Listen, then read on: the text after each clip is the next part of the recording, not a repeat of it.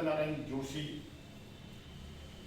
श्री महेश शिक्षा सदन उच्च माध्यमिक विद्यालय भीलवाड़ा से कक्षा 12 वाणिज्य विषय के संबंध में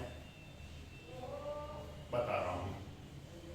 गत वर्ष आपने कक्षा 11 में लेखा शास्त्र विषय के बारे में पढ़ा था।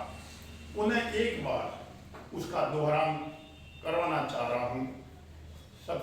सबसे पहले आपने पढ़ा था पुस्तकों में खोले जाने वाले खाते 3 प्रकार के होते हैं। पहला खाता व्यक्तिगत खाता,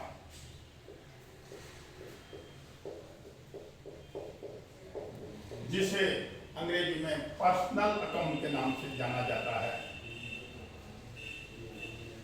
पर्सनल अकाउंट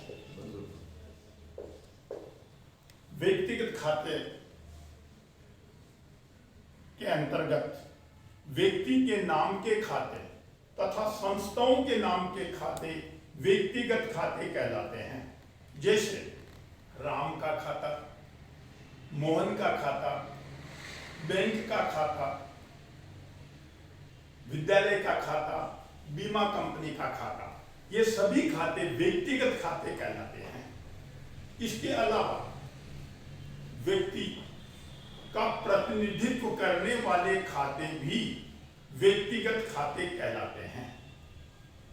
जैसे पूंजी खाता, कैपिटल अकाउंट से अपन पढ़ा था आपने, कैपिटल अकाउंट भी व्यक्तिगत खाता ही है, क्योंकि कोई भी व्यापारी व्यापार में जो भी धन या संपत्ति लगाता है उसे अपने नाम से कोई खाता नहीं खोलता है, बल्कि अपने स्थान पर पूंजी खाता खोला जाता है।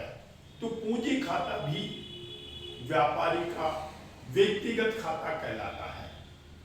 उसी प्रकार व्यापारी व्यापार से कोई धन या संपत्ति निकालता है, रुपए निकालता है, उसके लिए अपने नाम से खाता नहीं खोलता है, बल्कि आहरण के नाम से खाता खोला जाता है।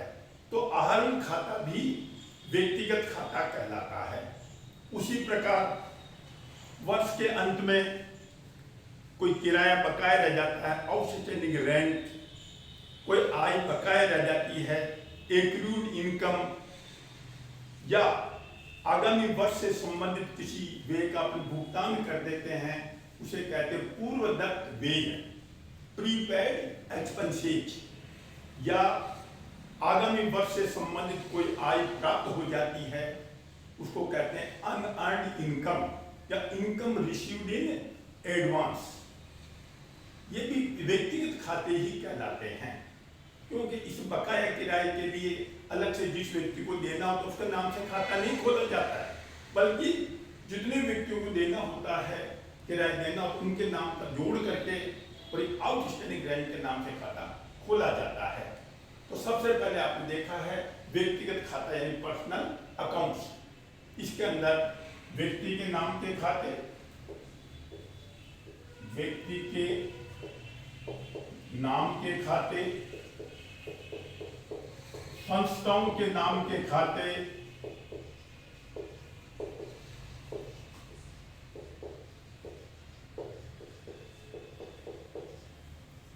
तथा व्यक्ति का प्रतिनिधित्व करने वाले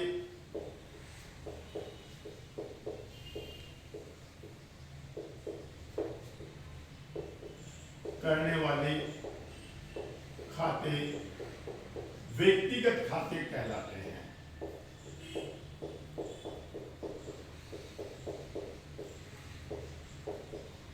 व्यक्तिगत खाते कहलाते हैं।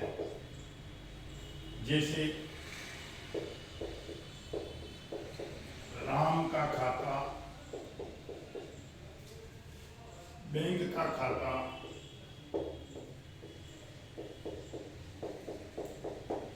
पूंजी खाता,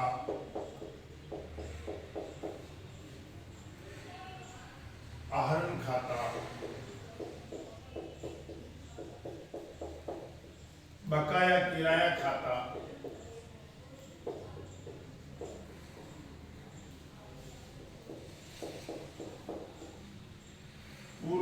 व्यय,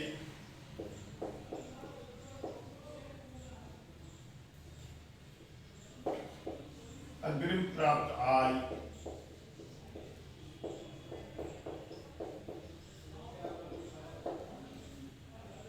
या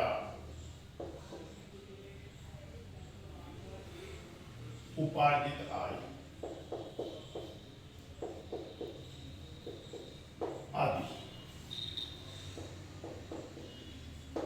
ये खाते व्यक्तिगत खाते कहलाते हैं। अब दूसरा आता है वस्तुगत, यानी वास्तविक खाते।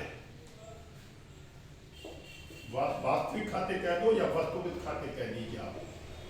वस्तुगत खाते अंग्रेजी में आपने पढ़ा होगा रियल अकाउंट,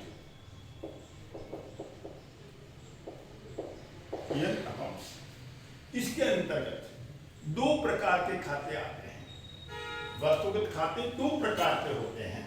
नंबर एक, माल संबंधी वस्तुगत खाते।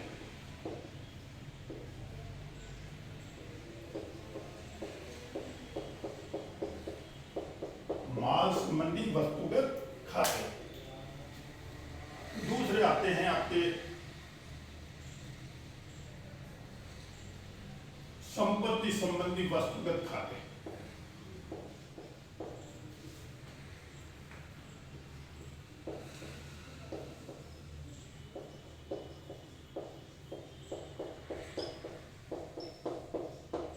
अब इसके अंदर सबसे पहले माल संबंधित खाते। माल किसे कहते हैं आपने पढ़ा होगा। माल का अर्थ जिस वस्तु को बेच करके लाभ कमाया जाता है या लाभ कमाने के उद्देश्य से जिस वस्तु को बेचा जाता है उसे माल कहा जाता है।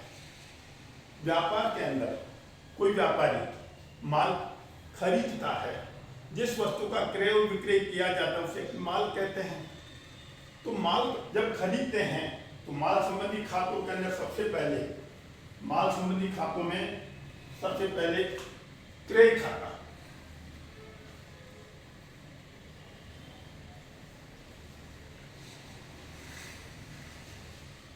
देखिए आप, माल संबंधी खातों में सबसे पहले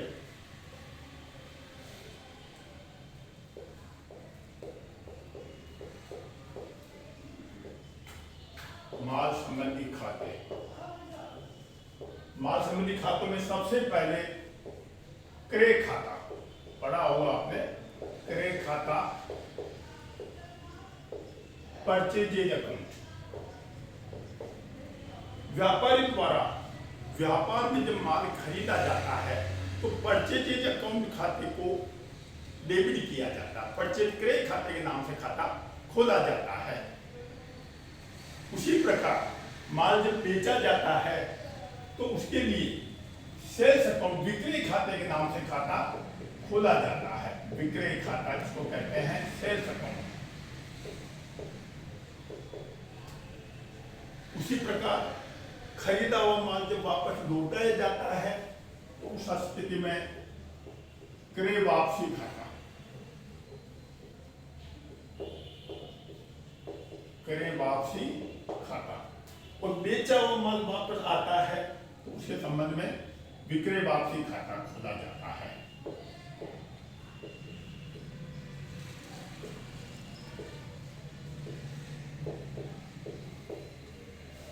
विक्रय वापसी खाता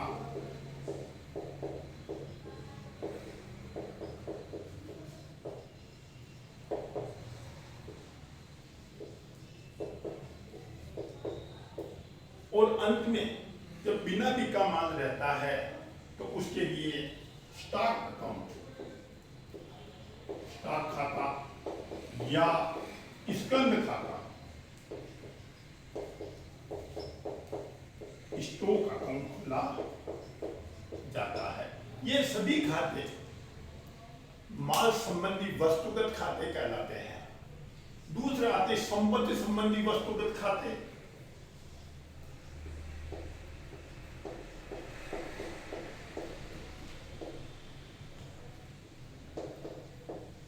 संपत्ति संबंधी वस्तुगत खाते, इसके अंतर्गत संपत्तियां जिस वस्तु को व्यापार में सहायता के लिए खरीदा जाता है। उनको बेचने का उद्देश्य नहीं होता है, बल्कि व्यापार में सहायता के लिए जो भी चीजें खरीदते हैं उनको अपन कहते हैं संपत्ति संबंधी वस्तुगत खाते। जैसे उदाहरण के लिए फर्नीचर अकाउंट,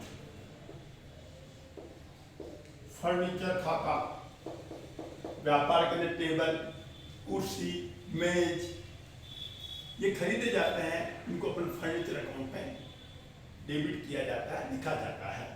उसी प्रकार जैसे अपन व्यापार के अंदर तिजोरी खरीदते हैं, तिजोरी का खाता भी संपत्ति संबंधी वस्तुगत खाता कहलाता है। पंखे खरीदते हैं, पंखे भी क्या कहलाते हैं? संपत्ति संबंधी वस्तुगत खाते कहलाते हैं। तो इस प्रकार से जिन चीजों को अपन व्यापार के अंदर बेचने के उद्देश्य से नहीं खरीदते बल्कि व्यापार में सहायता के लिए खरीदते हैं, उनको अपन कहते हैं संपत्ति संबंधी वस्तुगत खाता। इसके अंतर्गत भवन खाता, बिल्डिंग अकाउंट, तिजोरी खाता,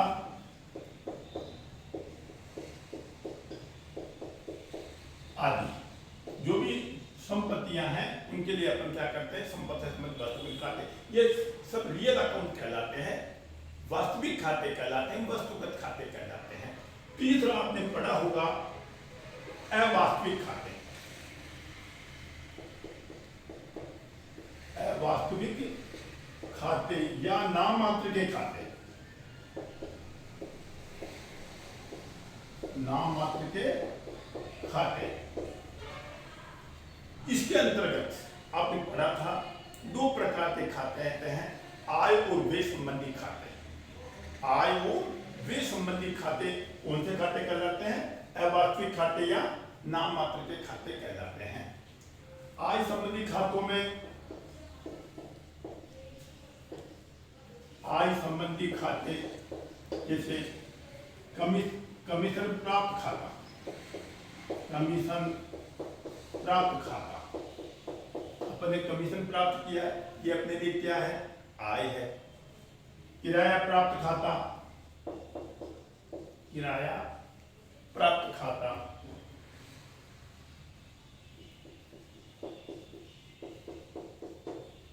उसी प्रकार ब्याज प्राप्त खाता,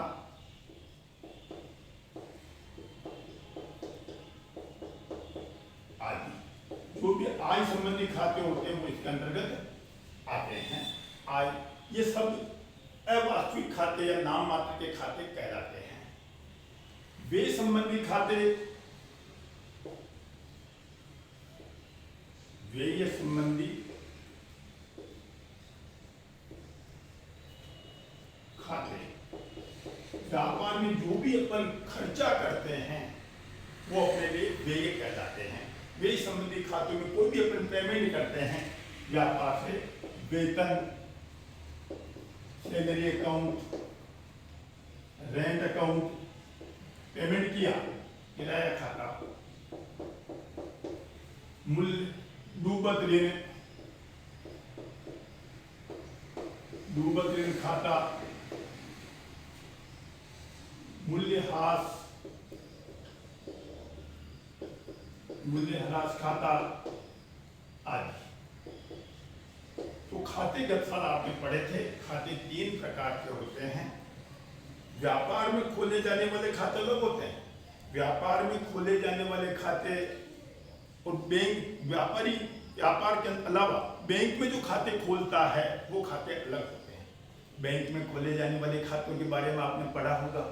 सबसे पहले पढ़ा था बचत खाता, सेविंग बैंक अकाउंट, बैंक में खोला जाता है। जिनकी आय कम होती है वे बचत बैंक खाता खोलते थे, ब्याज बहुत कम मिलता है। दूसरा खाता है आवर्ती जमा खाता, रिकरिंग डिपॉजिट।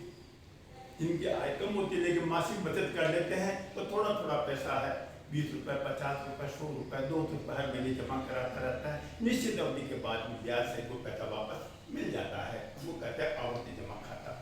एक कहलाता है चालू खाता, करंट अकाउंट। ये व्यापारी के लिए महत्वपूर्ण होता है। व्यापारी दिन में हजारों लेन देन करता रहता है तो बैंक में चालू खाते, करंट अकाउंट के नाम से खाता खोल देता है। उसमें साधारणतः ब्याज बहुत कम मिलता है या नहीं भी मिलता है। लेकिन चालू खाता व्यापार के लिए बहुत अच्छा रहता है। चेक के द्वारा पेमेंट किया जा सकता है, चेक के द्वारा पैसा प्राप्त किया जा सकता है, कई रुपए लेन देन की है, कम ज़्यादा की कोई दिक्कत परेशानी नहीं आती है।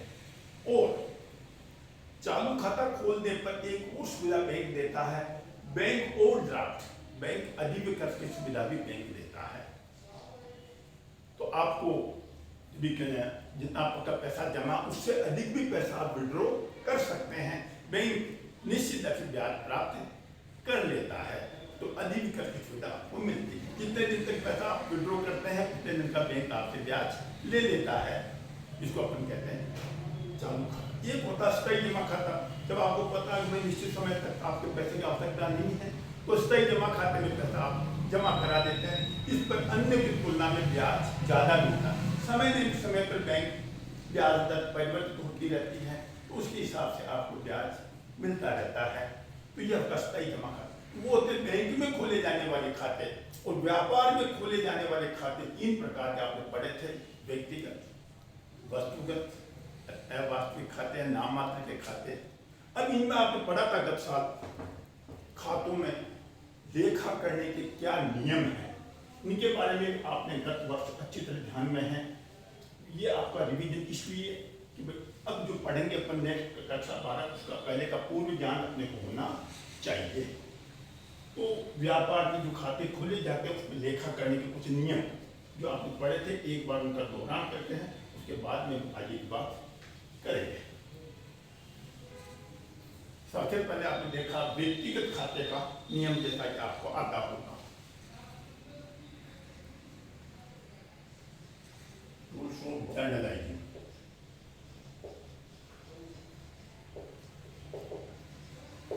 Rules of journalising. नंबर 1, व्यक्तिगत खाते के नियम।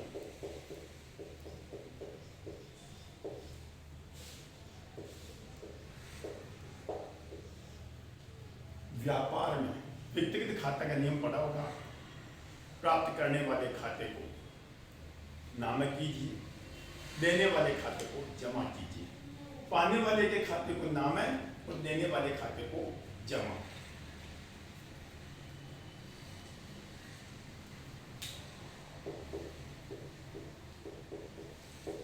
पाने वाले के खाते को नामक तथा देने वाले के खाते को जमा।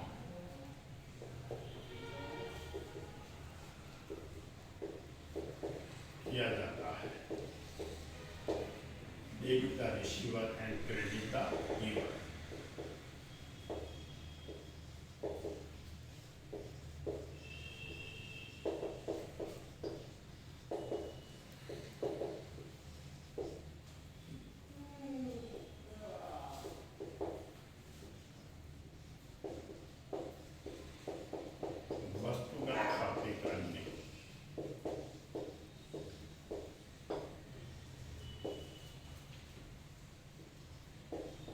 जो वस्तु व्यापार में आती है उसे नाम करो तथा जो वस्तु व्यापार से जाती है उसे जमा करो।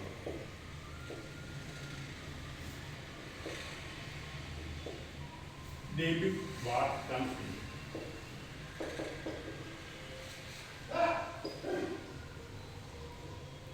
In and credit what goes out. तीसरा है अवास्तविक खाते का नियम या नाम मात्र उनके खाते का नियम।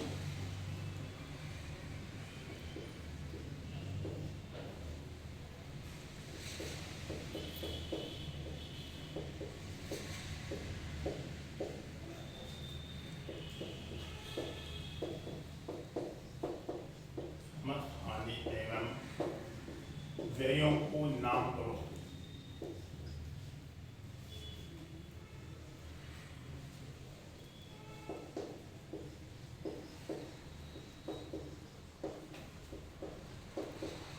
तथा लाभों एवं आयों को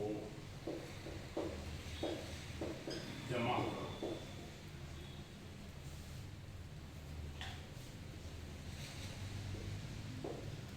डेबिट और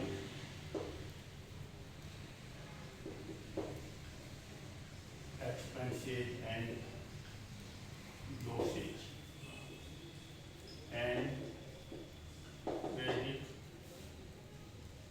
all incomes and gains। समस्त हानि व्ययों को नामित किया जाता है तथा लाभों और आयों को जमा किया जाता है। यह है सबसे पहले लेखा शास्त्र पढ़ने के लिए खाते 3 प्रकार के होते हैं और खातों में लेखा करने के नियम अपने को आने चाहिए। एक बार इनका रिवीजन कर लिया जाना चाहिए।